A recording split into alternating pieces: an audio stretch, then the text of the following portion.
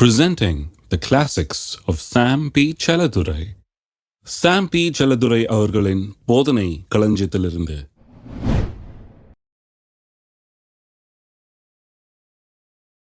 ரோமர்களது நிருபம் 5ஆம் அதிகாரம் 17ஆம் வசனம். ரோமர் 5:17. அல்லாமலும் ஒருவனுடைய மீறுதலினாலே அந்த ஒருவன் மூலமாய் மரணம் ஆண்டு கொண்டிருக்க, அதாவது ஒரு மனுஷன் பாவம் செய்ததன் மூலமாக அந்த ஒருவன் மூலமாய் என்ன ஆண்டு கொண்டலாம்? மரணம் ஆண்டு கொண்டிருக்க. 12ஆம் வசனத்தில் பார்த்தீங்கன்னா அந்த ஒருவன் மூலமாக பாவம் பிரவேசித்து பாவத்தின் மூலமாக மரணம் ஆதாமை மட்டுமல்ல அவனுடைய சந்ததி எல்லாரையுமே மனுவர்க்கத்தையே ஆண்டு கொண்டது என்று வாசிக்கிறோம். மரணம் ஆண்டு கொண்டிருக்க. மரணம் ஆண்டு கொண்டிருக்கிறதுனா என்ன? மரணம்னு ஒன்று சாவுன்னு நினச்சக்கூடாது. மரணம் என்கிறது வேத வசனத்தில் ஒரு பொதுவாக உபயோகப்படுத்துகிற வார்த்தை. அதாவது பாவத்தின் மூலமாக உண்டான எல்லா கேடான விளைவுகளும் மரணம் என்று அழைக்கப்படுகிறது. தேவன் சொன்னார், இந்த விலக்கப்பட்ட கனி புசிக்கிற நாளிலே சாகவே விழுந்து செத்துட்டானா? கிடையாது. அதுக்கப்புறம் 900 வருஷத்துக்கு மேலே உயிரோடு இருந்தான். சாகலை, உயிரோடு தான் இருந்தான், போயிட்டு வந்துட்டு இருந்தான். ஆனால் என்ன பிரயோஜனம்? ஏதேன் தோட்டத்தில் இல்லை, கர்த்தர் உண்டாக்குன அந்த அருமையான தோட்டத்தில் அவருடைய பராமரிப்பின் கீழே இல்லை, அவருடைய ஆசீர்வாதத்தின் கீழே இல்லை, அவருடைய கிருபை அவனுக்கு இல்லை, அவருடைய ஒத்தாசை அவனுக்கு இல்லை. தேவன் அற்றவனாக ஒரு நாடோடியை போல தேவனுடைய உதவி இல்லாமல் அவன் தந்த சொந்த முயற்சியினாலே வாழ ஆரம்பிக்கிறான். தரித்திரமும் நோயும் தோல்வியும் விரக்தியும் சந்தோஷம் இல்லாத நிலையும் குடும்பத்தில் பிரச்சனையும் எல்லாம் ஆரம்பித்து விட்டது. எல்லா கேடுகளும் வந்து விட்டது. அப்போ அதை புசிக்கிற நாளிலே சாகவே சாவான்னு சொன்னது சாவ சொல்லலை அவர், அது பின்னால் தான் வந்தது. 900 ஆண்டுகள் பிறகு வந்தது. எதை சொன்னார்? இந்த சாவை சொல்லுகிறார். எந்த சாவை? வாழ்க்கையில் இவன் செத்தவனாக இருக்கிறான், தேவனுடைய உதவியற்றவனாக, தேவனுடைய ஆசீர்வாதம் இல்லாதவனாக, தேவனுடைய கிருபை அற்றவனாக, தேவனற்றவனாக வாழுகிறான் பாருங்க, அதுதான் சாவு. பாவ சாபத்தின் கீழே வாழ்கிறான் பாருங்க, அதுதான் சாவு. என்ன ஒரு அற்புதமான ஒரு காரியம் பாருங்க, அதை யோசித்து பார்க்கணும் நல்லா. இதை விளங்கிக்கிட்டா ஜீவன்னா என்னன்னு விளங்கிடும்.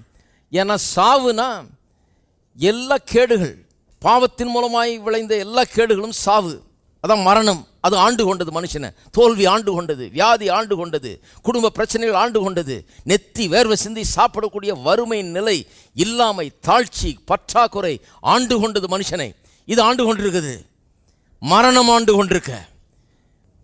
அங்கே இன்னொன்று நடக்குது பாருங்க. கிருபையின் பரிபூர்ணத்தையும் நீதியாகிய ஈவின் பரிபூர்ணத்தையும் பெறுகிறவர்கள் இயேசு கிறிஸ்து என்னும் ஒருவராலே ஜீவனை அடைந்து ஆளுவார்கள் என்பது அதிக நிச்சயம். மரணம் ஆண்டுகிட்டு இருந்தது, இப்போ இயேசு கிறிஸ்துவின் மூலமாக என்ன உண்டாயிடுச்சு? ஜீவன் உண்டாயிடுச்சு. மரணம் பாவத்தின் மூலமாக உண்டான எல்லா கேடான விளைவுகள் என்று சொல்வோமானால், ஜீவன் என்ன? இயேசு கிறிஸ்துவின் மூலமாக உண்டான எல்லா ஆசீர்வாதங்களும் நன்மைகளும், அதுதான் ஜீவன். மரணம் ஆண்டு ஆண்டு ஆண்டு ஆளை நசுக்கி ஒன்றும் இல்லாமாக்கி அவனை மாடா உழைச்சி ஓடா தேய வைக்குது, ஒன்றும் இல்லாமாக்குது மரணம் ஆண்டு கொண்டிருக்கும் போது. ஆனால் ஜீவன் ஆளும்போது என்ன ஆகிறது? இப்படி தேஞ்சு போன மனுஷன் நாளுக்கு நாள் பொலிவு பெற்று, நாளுக்கு நாள் பளபளப்பாகி, நாளுக்கு நாள் நன்றாக வர ஆரம்பிக்கிறான். அதுதான் ஜீவன் பண்ணுற வேலை. மரணமே அந்த அளவுக்கு ஆளை நசுக்கி ஒன்றும் இல்லாமாக்குன்னா, ஜீவன் அதை விட வல்லமை உள்ளது. அவனை நசுக்கப்பட்ட ஆளை எடுத்து அவனை அற்புதமான மனுஷனாக மாற்றி தருகிறது. அதுதான் ஜீவன். பாருங்க, வெளிச்சத்துக்கும் இருளுக்கும் பெரிய வித்தியாசம் இருக்குது. இருள் வல்லமை இருக்குது, ஆனால் வெளிச்சத்தின் வல்லமை அதை விட பெருசு. ஏன்னா இருள் வெளிச்சம் வந்த உடனே இருள் ஓடி போயிடுது, இருளை விலக்கி விடுகிறது வெளிச்சம். எது வல்லமை மிக்குது? வெளிச்சம் தான் வல்லமை உள்ளது. ஏன்னா வெளிச்சம் இருக்கிற இடத்துல இருள் இருக்க முடியாது. மரணத்தில் வல்லமை இருக்குது. மரணம் ஆண்டு கொண்டது, மனுஷனை ஒன்றும் இல்லாமாக்குது, நசுக்குது, அவனை ஒடுக்குது. மனுவர்க்கம் ஒடுக்கப்பட்ட நிலையில் இருக்கிறது. ஆனால் இயேசு கிறிஸ்துவின் மூலமாக உண்டாகிற ஜீவன் என்ன பண்ணுகிறது? அவனை தூக்குகிறது. மரணம் செய்ததை காட்டிலும் ஜீவன் அதிகமாய் செய்கிறது. அவனை நன்றாக்குகிறது, அவனை வாழ வைக்கிறது. எத்தனை பேர் அந்த ஜீவனை பெற்றிருக்கிறீங்க? இப்படி ஜீவனை பெற்றவர்கள் இயேசு கிறிஸ்து என்னும் ஒருவராலே ஜீவனை அடைந்து ஆளுவார்கள். எல்லாம் சொல்லுங்க, ஆளுவார்கள். ஆளுவார்கள் என்பது அதிக நிச்சயமாமே. மரணமே ஆண்டு கொண்டிருக்க. இது நிறைய பேர் இதை வாஸ்தவன்னு என்ன சொல்லிடுறாங்க? 1000 வருஷ அரசாட்சியில் நம்ம ஆளுவோம். சில காமெண்ட்ரிலாம் கூட படித்தோம் பாருங்கள், அதில் அப்படி தான் சொல்லியிருக்கு. சிலர்லாம் அதை அப்படியே கொண்டு போயிடுறாங்க. நம்ம இயேசுவோடு கூட அவருடைய ராஜ்யத்தில் ஆளுவோம். ரொம்ப நிம்மதியான வேலை. இப்போ ஒன்றும் சொல்ல வேண்டியது இல்லை அதை பற்றி. சில மொழிபெயர்ப்புகள்லாம் கூட அப்படி மொழிபெயர்க்கிறாங்க, 1-2 மொழிபெயர்ப்புகள் அப்படி மொழிபெயர்க்கிறாங்க. ஆனால் நிறைய மொழிபெயர்ப்புகள் நான் வாசித்து பார்த்தேன், அவங்க எல்லாம் இன்னைக்கு ஆளுகிறத பற்றி தான் சொல்கிறாங்க. இன்னைக்கு ஆளுகிறதுன்ற அர்த்தத்தில் தான் இது சொல்லப்பட்டிருக்குன்னு சொல்கிறாங்க. ஒரு சிலர் மட்டும் அதை ஜீரணிக்க முடியாமல், மொழிபெயர்ப்பில் ஜாக்கிரதையாக இருக்கணும், அதை ஜீரணிக்க முடியாமல் நாளைக்கு ஆளுவோம், இயேசுடைய ராஜ்யத்தில் ஆளுவோம், அப்புறம் ஆளுவோம் அப்படின்னு சொல்கிறாங்க. இன்றைக்கு ஆளுறதை பற்றி தான் சொல்லுவேன். ஏன் இன்றைக்கு ஆளுவோம்னு நான் சொல்கிறேன்? மரணம் எப்போ ஆண்டுச்சு? ஹலோ, மரணம் எப்போங்க ஆண்டுச்சு? இப்போ பாவம் வந்த உடனே ஆள ஆரம்பிச்சிருச்சு. ஆதாம் பாவம் செஞ்ச உடனே மரணம் ஆள ஆரம்பிச்சிருச்சு. இவ்வளவு நாள் ஆண்டு கொண்டிருந்தது இந்த உலகத்தில் மனுஷனை மரணம் ஆண்டு கொண்டிருக்கு இல்லையா? அப்போ ஜீவன் மட்டும் ஏன் செத்த பிறகு ஆளணும்? ஜீவன் மட்டும் ஏன் பரலோகம் போன பிறகு ஆளணும்? ஜீவன் மட்டும் ஏன் 1000 வருஷ அரசாட்சியில் ஆளணும்? மரணம் இப்பொழுது ஆண்டு கொண்டிருக்கிறது. ஆகவே வாழ்வும் ஜீவனும் கூட இப்பொழுது தான் உண்டாயிருக்கிறது என்பதை நான் சொல்லுகிறேன். அது இப்போ உண்டாயிருக்கிற ஜீவன், இப்போ உண்டாயிருக்கிற வாழ்வை குறித்து பேசுத ஒழிய இப்போ ஆளுவோம் எப்படின்றதை பற்றி பேசுது, இப்போ ஆளுவோம்ங்கிறத குறித்து பேசுத ஒழிய நாளைக்கு ஆளுவோம் இயேசுடைய ராஜ்யத்தில் அவரோடு கூட நாம் ராஜாக்களாக இருப்போம் அப்படி சொல்லலை. இன்றைக்கு ஆளுவார்கள். நாளைக்கு ஆளுவோன்றது எல்லாருக்கும் தெரியுங்க, அது சிம்பிள். இன்றைக்கு ஆளுவோன்றதான் நம்புறது கஷ்டமாக இருக்குது. இன்றைக்கி தான் மரணம் ஆண்டுகிட்டு இருக்குது. இன்றைக்கு அந்த நிலைமை மாறி இன்றைக்கு நாம் ஆளுகிறவர்களாக மாறி இருக்கிறோம் என்று வேதம் சொல்லுகிறது. இது பல மொழிபெயர்ப்புகள் ரொம்ப அருமையாக சொல்லுது. தமிழில் அவ்வளோ மொழிபெயர்ப்புகள் கிடையாது பாருங்கள், அதனால் இங்கிலீஷில் தான் நிறைய மொழிபெயர்ப்புகள். சில மொழிபெயர்ப்புகள் நான் வாசிக்கிறேன் பாருங்கள். மெசேஜ் பைபிள்னு ஒன்று இருக்குது.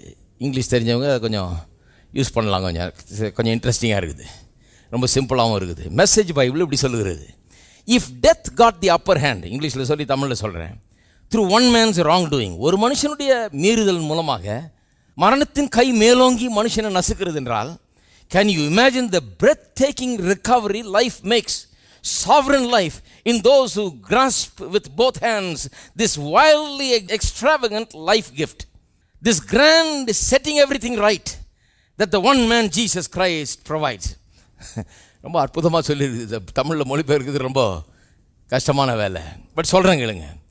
ஒரு மனுஷனுடைய மீறுதல் பாவத்தின் கையை ஓங்க செய்து மனுஷனை நசுக்கிற அளவுக்கு கொண்டு வருமானால் கொஞ்சம் கற்பனை பண்ணி பாருங்க, ஜீவன் எந்த அளவுக்கு அவனை மீட்டு அதிலிருந்து அவனை விடுவித்து அந்த ஜீவனை ஏற்றுக்கொள்கிறவர்களுக்கு இந்த அற்புதமான ஈவாகிய வரமாகிய ஜீவன், அதோடு கூட எல்லா நன்மையும் வருது பாருங்க. இந்த வரமாகிய ஜீவன் இயேசு கிறிஸ்து என்னும் ஒருவர் மூலமாக நமக்கு வந்து அது நமக்கு எவ்வளவு செய்யும் என்பதை யோசித்து பாருங்கள் என்று சொல்லுகிறார்.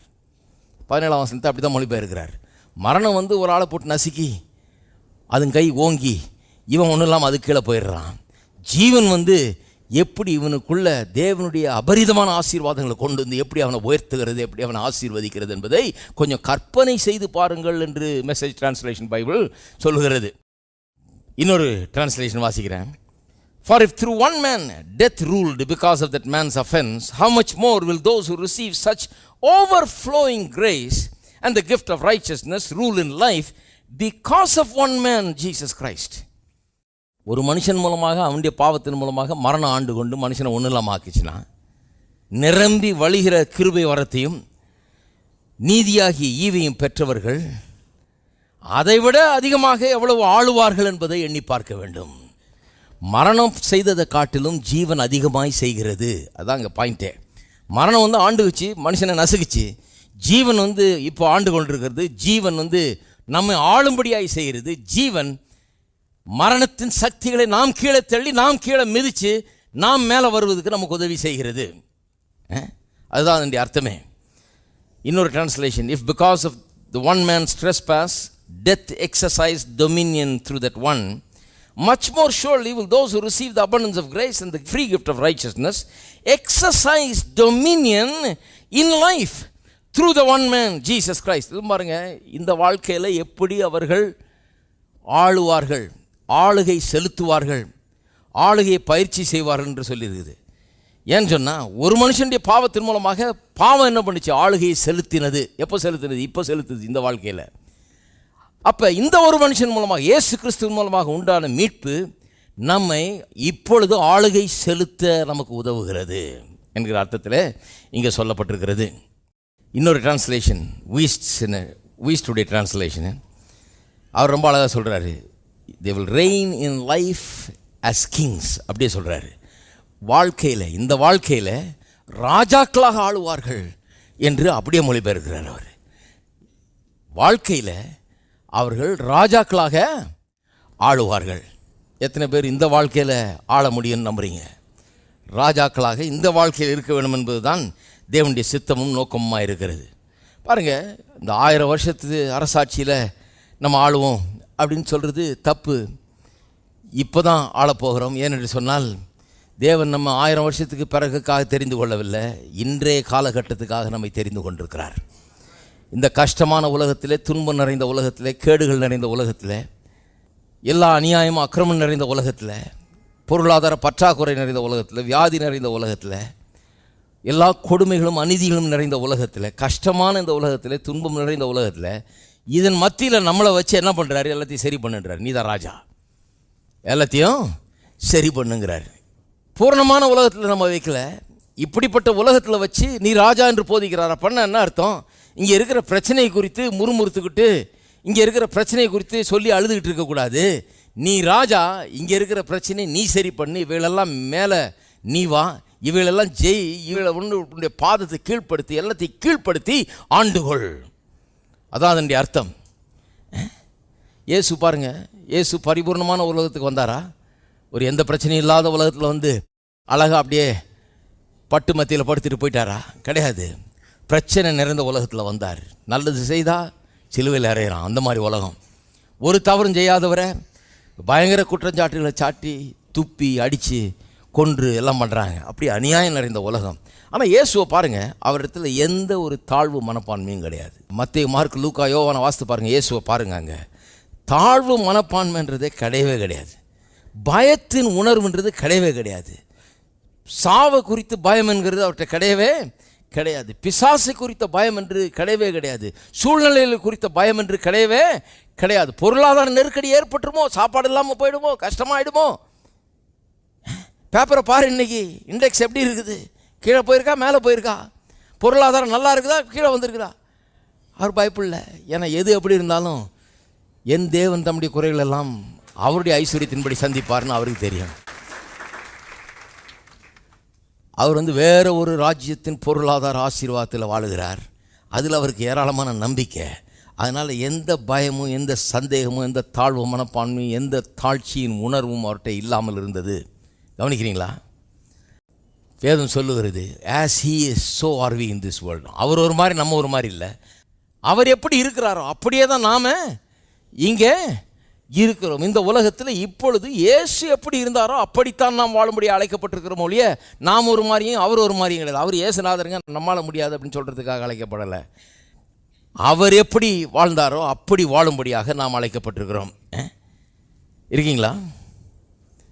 சரி, இப்போ ரோமர் 5:17 பார்த்தோம். ஆளுவார்கள், எல்லாம் சொல்லுங்கள், ஆளுவார்கள். நம்மளை பற்றி தான் சொல்லியிருக்குது, உங்களை பற்றி தான் சொல்லியிருக்குது. வேத வசனத்தை வாசிக்கும் போது பாருங்கள், யாரை பற்றியோ ஏதோ புராண கதைன்னு நினச்சி வாசிக்கக்கூடாது. இது நம்மளை பற்றிய சத்தியம், நம்மை குறித்த உண்மை, நாம் இதுவரை அறிந்திராத புரிந்திராத ஒரு உண்மை. ஆளுவார்கள். அநேகம் பேருக்கு இன்றைக்கி ஒருவேளை விளங்காமல் இருந்திருக்கலாம். இது வரைக்கும் நம்ம ஆளும்படியாய் பிறந்தவர்கள், ஆள பிறந்தவர்கள் என்பது விளங்காமல் இருக்கலாம். You are born to rule, you are born to have dominion, you are born to be a king. நீங்கள் ராஜாவாக இருந்து ஆளுகை செய்வதற்காகவே பிறந்தவர்கள், அதற்காகவே அழைக்கப்பட்டவர்கள், அதற்காகவே ரட்சிக்கப்பட்டவர்கள். நீங்கள் ரட்சிப்புனா அதுதான்.